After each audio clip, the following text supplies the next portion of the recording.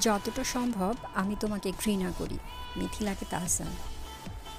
দেশের ছবি জঙ্গলের এক সময়ের জনপ্রিয় দম্পতি ছিলেন অভিনেতা তাহসান খান ও অভিনেত্রী রাফিয়াত রশিদ মিথিলা। একমাত্র কন্যা সন্তানকে নিয়ে সুখেই ছিল তাদের সংসার। তবে হঠাৎই ভক্তদের চমকে দিয়ে 2017 সালে বিচ্ছেদের পথে হাঁটেন এই জুটি। ভেঙে যায় তাদের 11 বছরের সংসার। বিচ্ছেদের পর দীর্ঘ সময়েও একসঙ্গে দেখা মেলেনি তাহসান মিথিলার। তবে সম্প্রতি ওটিটি প্ল্যাটফর্ম চরকির জন্য একটি ওয়েব সিরিজে কাজ করেছেন প্রাক্তন এই দম্পতি। বাজি নামের ওয়েব সিরিজটি নির্মাণ করেছেন আরিফুর রহমান। ঈদে স্ট্রিমিং হবে এটির। সে উপলক্ষে গেল মঙ্গলবার রাজধানী গুলশানের একটি ক্লাবে ডাকা হয় সংবাদ সম্মেলন, যেখানে এক মঞ্চে হাজির ছিলেন তাহসান মিথিলা জুটি। এদিন প্রকাশ পায় বাজির ট্রেলার, যেখানে ট্রেলারের সে দৃশ্যে স্ক্রিনে হাজির হন তাহসান মিথিলা। তাদের দুজনের একটি সংলাপ রীতিমতো ঝড় তুলেছে ভক্তদের মাঝে।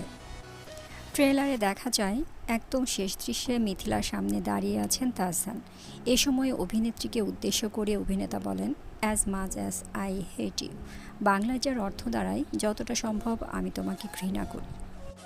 ব্যাস, এই অংশ শুনেই তাহসান মিথিলার ভক্তদের মাঝে হইচই পড়ে যায়। ট্রেলারে তাহসানের সেই সংলাপের জবাবে মিথিলাকে কিছু বলতে শোনা না গেলেও ভক্তরা অভিনেতার এই মন্তব্যের নানা অর্থ দাঁড় করিয়ে নিচ্ছেন। কেউ লিখেছেন, শেষের ডায়লগটা একদম মন থেকেই বলেছেন তাহসান। যেটা অফ স্ক্রিনে বলতে পারেননি, সেটাই অন স্ক্রিনে বলে দিয়েছেন। আবার কারো কারো মন্তব্য, তাহসানের মুখ থেকে এমন কিছু শোনার অপেক্ষাতেই ছিলাম।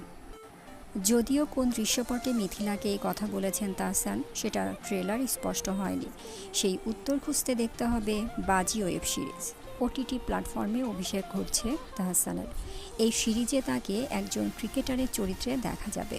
তবে তিনি বাস্তব কোনো ক্রিকেটারের চরিত্রে অভিনয় করছেন কি করেনি চরকি, কিন্তু জানা গেছে ক্রিকেটে বাজি ও বাজির প্রভাব ঘিরেই গড়ে উঠেছে বাজির গল্প। সাসপেন্স ড্রামা ঘরানোর এই সিরিজে তাহসান খান ও মিথিলা ছাড়াও অভিনয় করেছেন মিম মান্তাসা, মনোজ প্রামাণিক, নাজিয়া হক অর্ষা, শাহাদাত হোসেন, পার্থ শেখ, তাসনুবা তিশা, আরও অনেকে। এরকম আপডেট নিউজ পেতে ডেইলি নিউজের সাথে থাকুন। ভালো থাকবেন সবাই। আল্লাহ হাফেজ।